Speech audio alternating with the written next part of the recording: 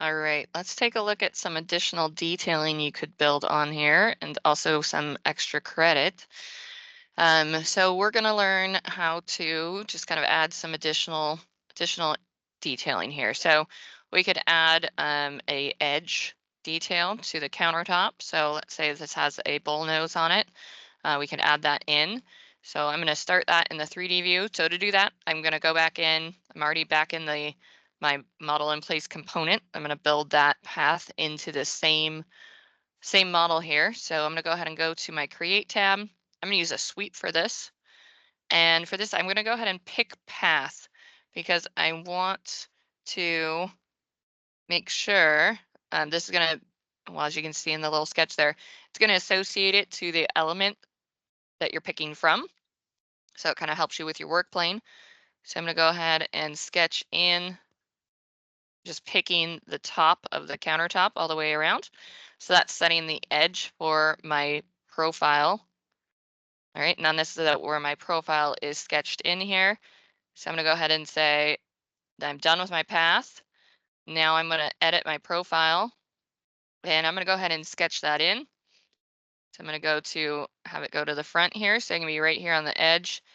I'm going to go sketch down. That line is pretty thick. Let's go ahead and I'm going to turn on thin lines here. Thin lines just take out any of the line weights, just since we're at such a small scale there. It's easier to see. And I'm going to use an arc. One click to start. Second click is at the end. And then third click is my radius. So I want this to be a continuous profile. So I'll go ahead and finish that sketch. Now looking at it in 3D, this is going to take this profile and extend it around my path. All right, so let's go ahead and finish that. And there we go. Now I have a bull nose. All right, I can go ahead and join those two items. Right now they're not even the same material. Obviously you wouldn't have a tile with the bull nose either. It would be a stone, but that's okay. So let's see if I join these two. Join the base. There we go. And then it'll associate the same material here. All right, so now we have our bull nose on there. Let's take a look on if we wanted to do a custom, like maybe like a recessed wine rack here. I'm gonna go back to hidden lines so it's a little bit easier to see. So for this, I'm gonna want to use a void form. So the void forms are all the same types of forms you can create in the positive, but they're just a negative of it and a void. So it's going to take out space from your solid matter. All right, so I'm gonna go ahead and do a void extrusion. Now I want to make sure that I adjust my work plane so that I can recess these into this form. Right now the work plane is set to level 1, as it always is by default. So you can see that plane there. All right, level 1 just stretching on and on. So I'm going to go ahead and change that work plane. I'm going to say set work plane, and I'm going to say pick a plane. So I'm going to say okay, and then I'm going to pick the plane on the front of this. All right, of the casework. Now that I've set that as my work plane, now if I sketch, it's going to sketch on that work plane. So I'll do it here in 3D, and then we can go to a 2D view so you can adjust it, a little bit cleaner. And go here.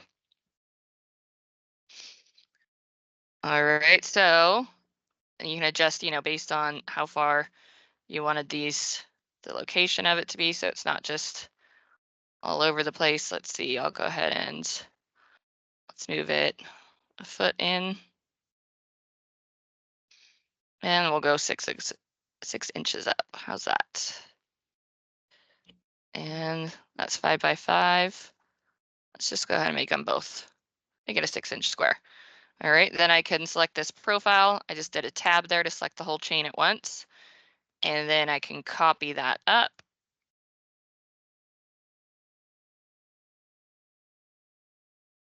And then I could select all of those and copy them over. All right, and then I can finish my sketch here.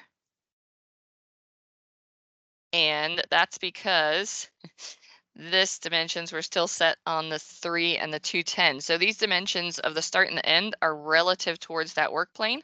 So right now this is 2'10" from this front work plane. So if I adjust that to 0, There we go. And you can see the voids are in orange. All right, now because that was not in that void when I made the move, it isn't cutting it right now, but that's fine. We'll adjust that. This is maybe what, 1'6" should be plenty deep. But I can still, even if it was outside of the form when I created it, that's no problem. I'm still just gonna use my cut tool, click on the void, and then what I want it to cut, and there you go. All right, now if I switch this back, you look at it in the realistic view, I'll go ahead and finish my model. And now all of those forms are together in one model in place component. All right, you can also add additional detail on the front. So, if you wanted to add some detailing for the casework, you could always do that. Let's say maybe I want to put something on the end, switch that back to hidden line. So if I wanted to create, let's do a positive form on that. All right, remember that work plane is still set right now to the front. So you can always just check and show. So if I wanted to do something on this end, then I need to pick a plane, or you can do the same thing, set work plane, or you can just say pick a plane and switch it. So if I want to draw on that plane, and you switch that work plane over. All right, and then from here, let's say I wanted to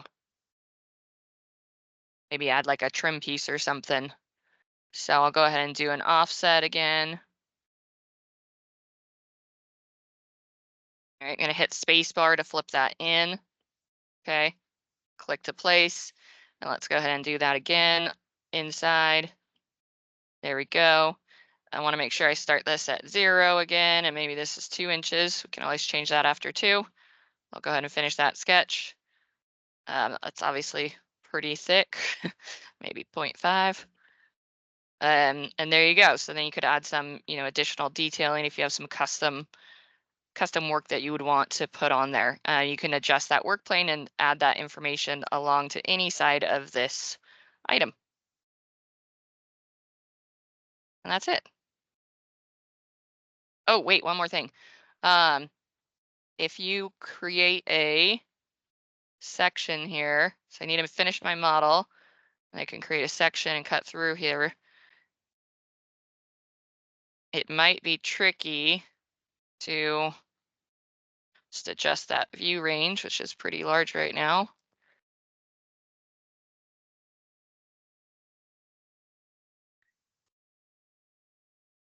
Oops, too far. There we go. Adjust that scale. There you go. If I were to dimension this here, it's going to be, it might be tricky to get the front of that edge. That one did it pretty smoothly. But you can just add those dimensions in. If you ever get stuck though and you can't get a dimension to a radius, a good way to do it is just put in a little detail line, just a really small one. And then if you ever get stuck where you can't detail or dimension to it, you can always just dimension to that line. Um, Kind of a little workaround in case you get stuck in that situation. And there you go.